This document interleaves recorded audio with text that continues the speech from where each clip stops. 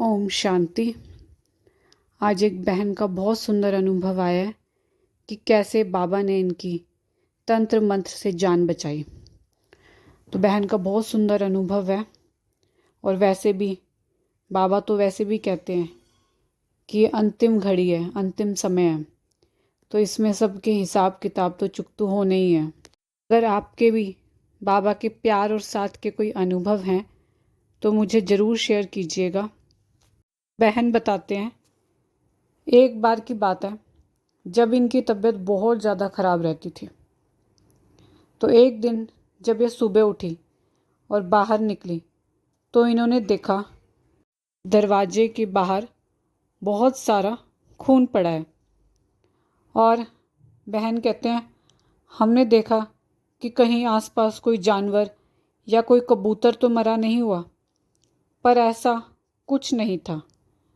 तो फिर उसको देख के बहन कहती मैं और भी ज़्यादा बीमार हो गई और कहते हैं मुझे और भी ज़्यादा घबराहट होनी शुरू होगी। फिर इनका जो लौकिक बड़ा बेटा है वो उठा और वो बोला, मम्मी इस बारे में ज़्यादा ना सोचो, ये कुछ भी नहीं है। तो उनके बेटे ने पानी घेर कर वो सारा धो दिया। फिर बहन कहते हैं मुझे बाबा की बात याद आई कि ये सब तो तुम्हारे हिसाब किताब हैं और ये तो चुकतू होने ही हैं। तो बहन कहते हैं उसी समय मैंने मेरे घर का सारा काम निपटा लिया और मैंने सभी आत्माओं को दुआएं देनी शुरू कर दी। तो ये बताते हैं कि मैंने क्या बोला, जिन भी आत्माओं के साथ मेरा इस जन्म का हिसाब किताब है या कोई पुराना हिसाब किताब है, उन सभी आत्माओं से मैं क्षमा मांगती हूँ।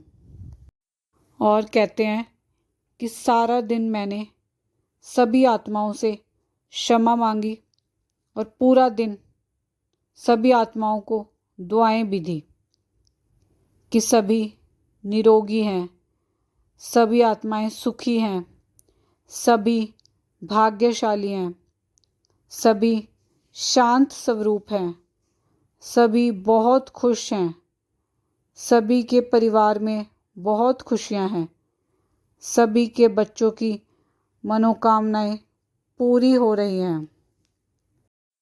तो बहन कहते हैं पूरे दिन मैंने सारी आत्माओं को, जो इस जन्म का हिसाब किताब है जिन आत्माओं से और पुराने जितने जन्म लिए हैं, उन सभी आत्माओं से जो भी हिसाब किताब है, उन सारी आत्माओं के लिए सोच के मैंने उनसे क्षमा मांगी और उनको खूब ढेर सारी दुआएं दी। फिर बताते हैं मैं सो गई और अगले दिन जब उठी तो देखा कि दूसरे कमरे की जो पूरी जाली है, गेट की जो पूरी जाली थी, वो फिर खून से भरा हुआ था। बहन कहते हैं फिर तो मेरी तबीयत बहुत ज़्यादा बिगड़ गई, लेकिन फिर भी मैंने हिम्मत नहीं हारी और ये बात मैंने आस पड़ोस में या अपने रिश्तेदार में किसी को कुछ नहीं बताया। और मैंने सोचा सेंटर पे सिर्फ इस बारे में दीदी से ही बात करूँगी। और बहन के पास सेंटर का नंबर नहीं था तो उन्होंने किसी से नंबर लेकर दीदी से बात की और दीदी को कहा, दीदी मुझे आपसे बहुत अर्जेंट मिलना है, मुझे बहुत ज़रूरी काम है। तो उस समय दीदी को बाहर कहीं जाना था, पर लेकिन जब बहन ने बोला कि मुझे आपसे अर्जेंट मिलना है तो दीदी बोली कोई नहीं, आप आ जाओ, मैं 10 मिनट ठहर कर चली जाऊंगी। क्योंकि दीदी को भी शहर से बाहर कहीं जाना था। फिर बहन सेंटर पर दीदी से मिली और दीदी को सारी बात बताई। तो दीदी ने भी यही कहा कि सभी आत्माओं को दुआएं दो। जो इस जन्म का हिसाब किताब है और जो पुराना जन्म का आत्माओं से हिसाब किताब है, सभी को दुआएं दो। सभी आत्माओं को दुआएं दो और माफ़ी मांगो और बाबा की छत्र छाया करो अपने घर पर और 8 शक्तियों का औरा करो। तो बहन कहते हैं, मुझे घबराहट तो बहुत हो रही थी और डर भी बहुत लग रहा था, पर मैंने हिम्मत करके चलते फिरते पहले तो योग किया, क्योंकि जब काम कर रही थी तो चलते फिरते सभी आत्माओं को दुआएं दी और क्षमा याचना करी। और फिर उसके बाद 2 घंटे लगातार बैठ के बाबा से योग किया।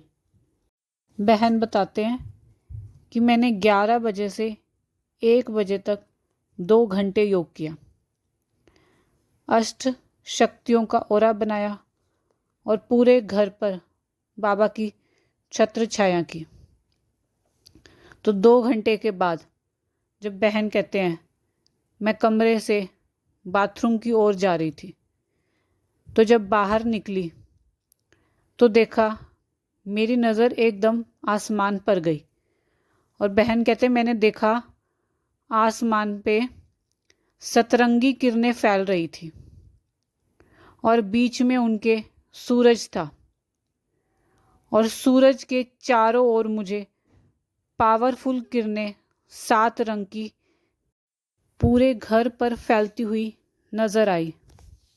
और बहन कहते हैं मुझे ऐसा लग रहा था जैसे मैं और मेरा पूरा घर बाबा की छत्र छाया में सुरक्षित है और वो सीन देखकर मेरी सारी बीमारी ख़त्म होगी।